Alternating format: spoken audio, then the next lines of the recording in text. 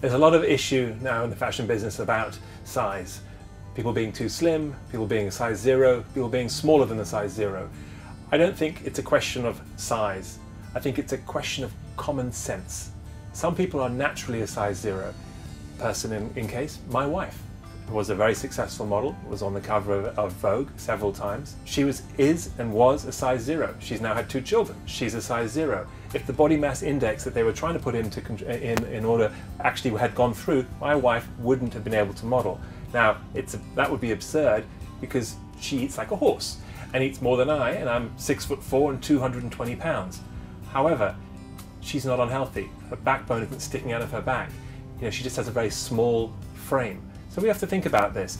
I think that the fashion industry and the advertising industry should represent a wide range of people because we all come in different shapes and sizes, and it doesn't make us more or less beautiful to be a size 0 or to be a size 18.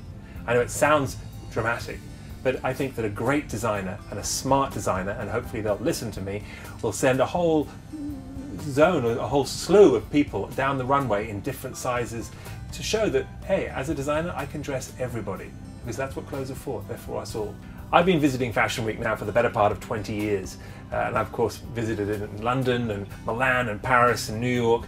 Do I have a favourite Fashion Week? Well, each one has its special thing. I mean, London has its quirks, Paris of course has the Louvre, you know, and New York is now at the Lincoln Center, which is a great place because it means that a lot more people can get to Fashion Week in New York. And if you come to New York during Fashion Week, come and visit, because there's a lot of fun things going on, like Fashion's Night Out.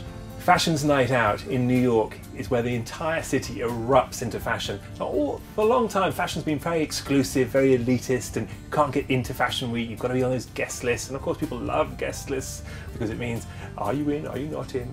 But fashion is for everyone.